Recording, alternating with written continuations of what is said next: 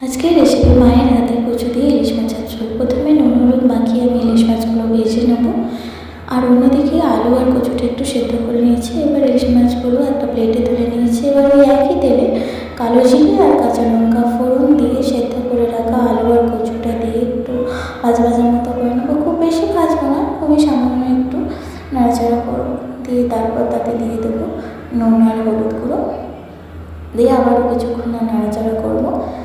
তারপর আমি তাতে দিয়ে দেবো আগে থেকে বেটে রাখা আদা আর জিরে,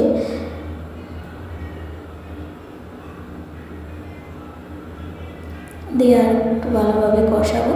কষানো হয়ে গেলে আমি তাতে পরিমাণ মতো জল দিয়ে দেবো, যতটা ঝোলের দরকার ততটাই জল দেবো, দিয়ে সামান্য একটু লঙ্কা গুঁড়ো দিয়ে ঝোলটা ফুটতে দেবো। ঝোল ফুটে এলে আমি তাতে ভেজে রাখা ইলিশ মাছগুলো দিয়ে আবারও কিছুক্ষণ চাপা দেবো।